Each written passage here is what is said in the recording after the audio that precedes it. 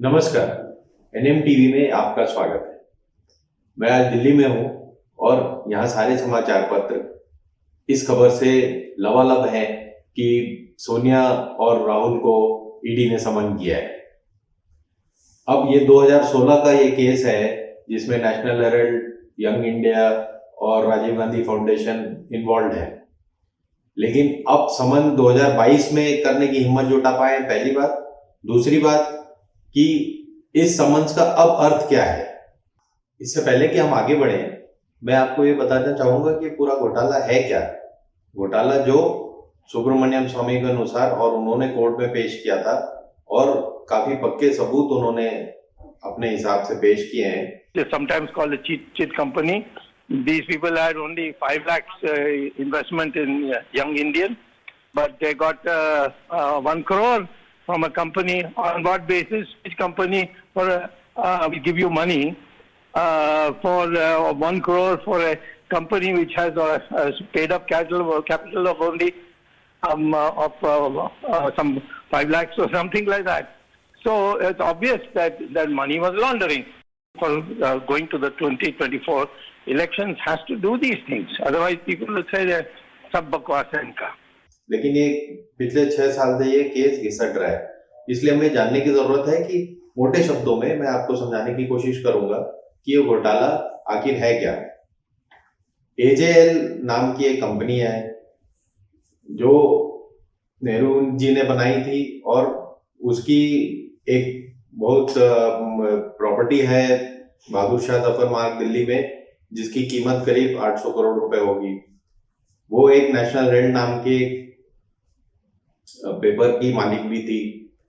अब राहुल गांधी को एक ब्रेन वेव आया जो उन्होंने यंग इंडिया, जो अगेन नेहरू जी का ही एक न्यूज़पेपर था, यंग इंडिया नाम से एक कंपनी बनाई उन्होंने और उसको रजिस्टर किया। उसकी अपनी 5 लाख रुपए की पेड अप कैपिटल थी, उन्होंने उसको रजिस्टर किया और एजेएल को खरीद लिया। एजेएल को खरीदा कैसे? 90 करोड़ का लोन उसको दिया कांग्रेस पार्टी ने, जिससे कि उन्होंने एजेएल को खरीद लिया। अब 90 करोड़ के लोन में उन्होंने पूरी की पूरी 800 करोड़ की प्रॉपर्टी अपने नाम से कर ली।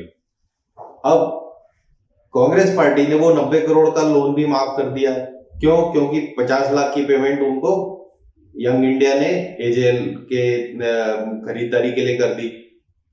ये जो ओरिजिनल ओनर कौन है एजेएल का और नेशनल हेराल्ड का और यंग इंडिया का? ओरिजिनल ओनर है कांग्रेस पार्टी। तो इस तरह से ये पूरा घुमावदार एक चक्कर है जिसमें आज उसके ओनर यंग इंडिया बताए जा रहे हैं, इस पूरी प्रॉपर्टी और इस नेशनल हेराल्ड के ओनर। इस सब के पीछे कौन लोग हैं? स्वर्गीय श्री मोतीलाल वोरा, स्वर्गीय श्री ऑस्कर फर्नांडिस, सोनिया गांधी, राहुल गांधी और सुमन दुबे। सुमन दुबे इंडिया टुडे के पुराने एडिटर रह चुके हैं। अब इस पूरे केस के रिपरकशंस क्या हो सकते हैं ये भी समझ लीजिए।